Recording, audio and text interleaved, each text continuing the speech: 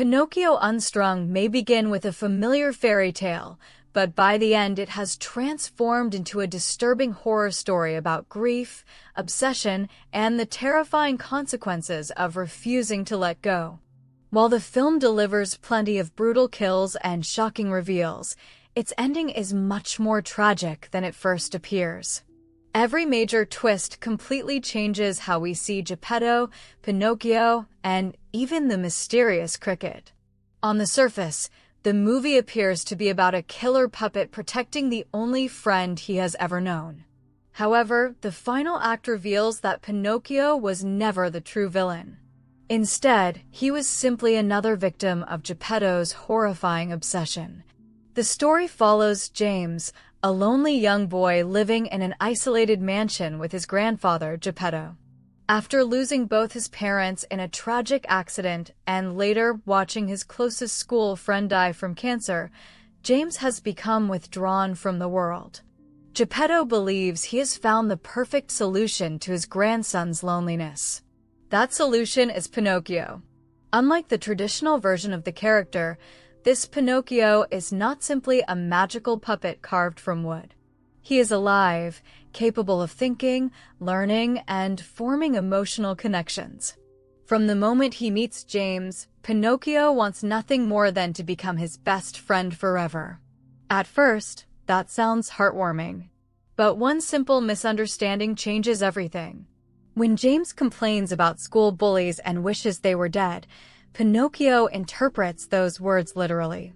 He has no understanding of human emotions, exaggeration, or anger. He only understands one goal: protect James. From that point onward, every person Pinocchio believes could hurt James becomes a target. Initially, the deaths seem accidental. Before long, however, they become deliberate.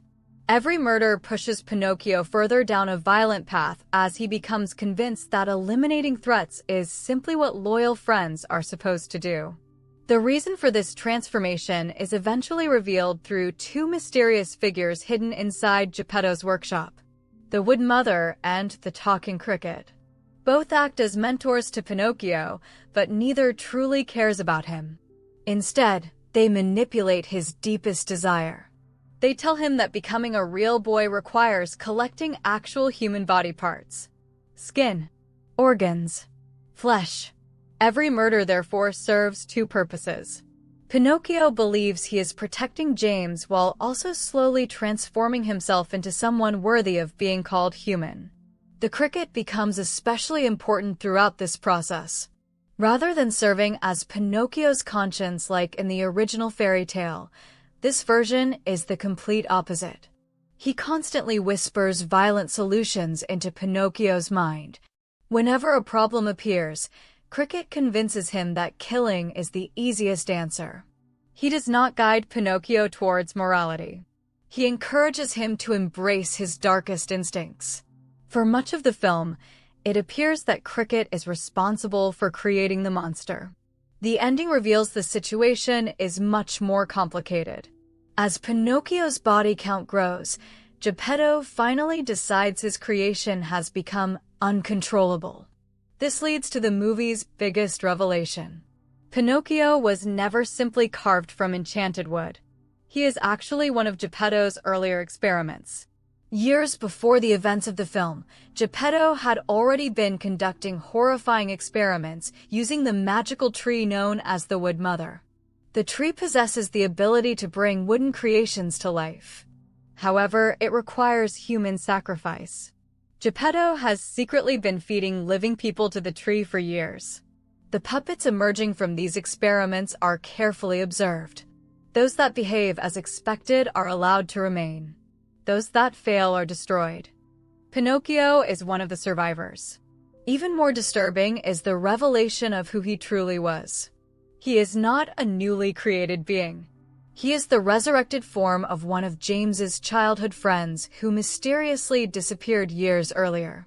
Jeppetto abducted the child, sacrificed him to the Wood Mother, and transformed him into the living puppet now known as Pinocchio. His goal was never kindness. He wanted to create the perfect companion for James, one that would never grow old. Never leave. Never die. The tragedy is that Jeppetto's experiment actually succeeded. Pinocchio genuinely loves James. Everything he does, no matter how horrifying, comes from a sincere desire to protect him. Unfortunately, that love has been twisted by the cricket's influence and by Pinocchio's inability to understand the difference between protection and murder. When Jeppetto realizes the experiment has spiraled out of control, he makes an even more horrifying decision.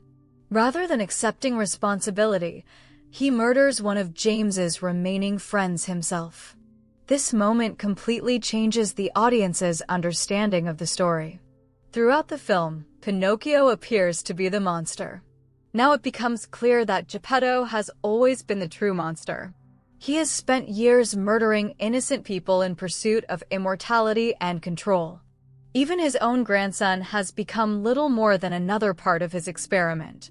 Armed with a shotgun, Jeppetto hunts both James and Pinocchio throughout the mansion.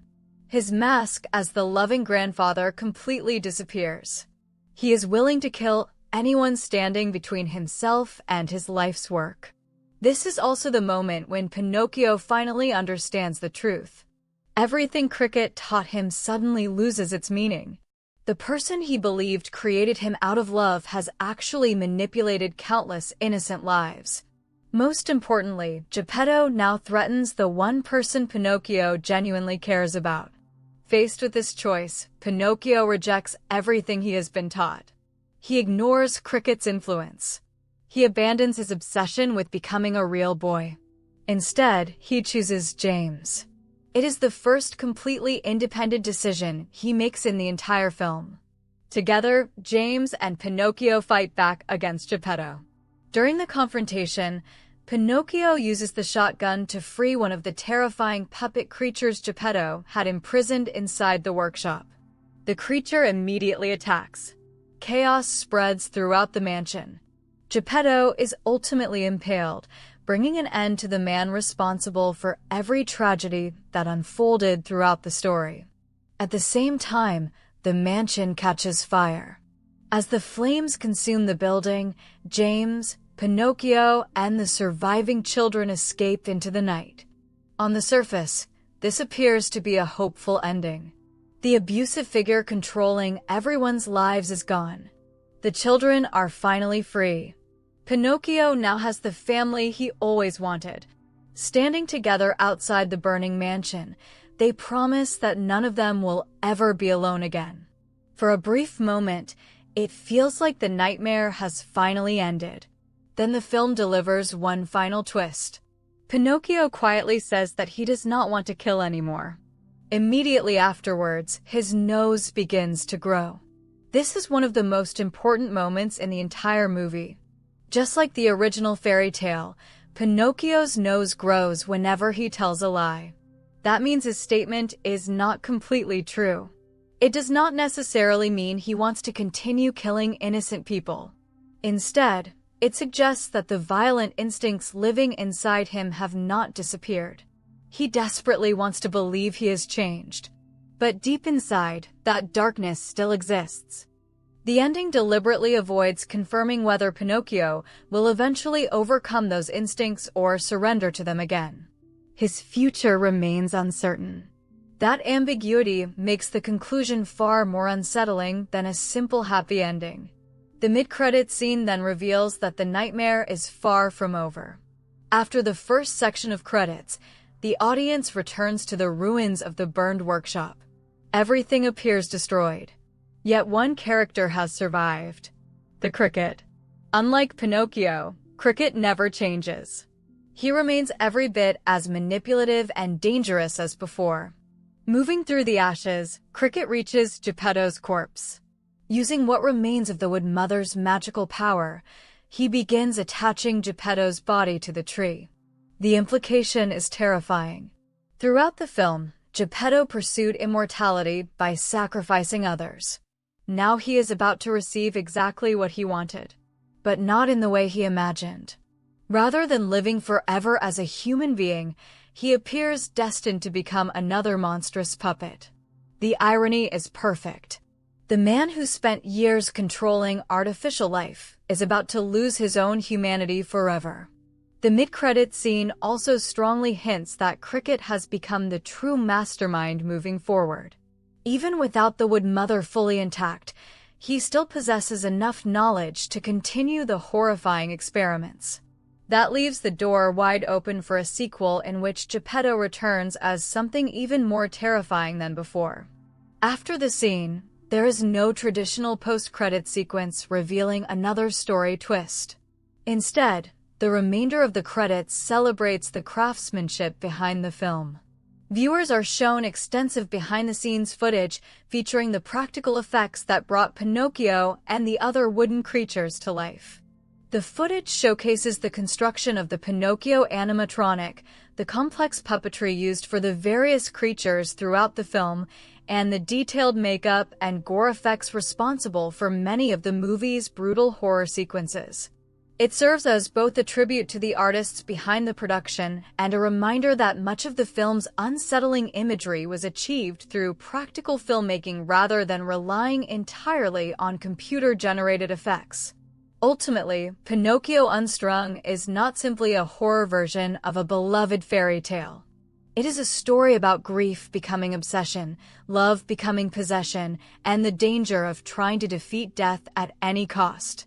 Jeppetto believes he is saving his family, but his refusal to accept loss transforms him into the very monster he claims to be fighting.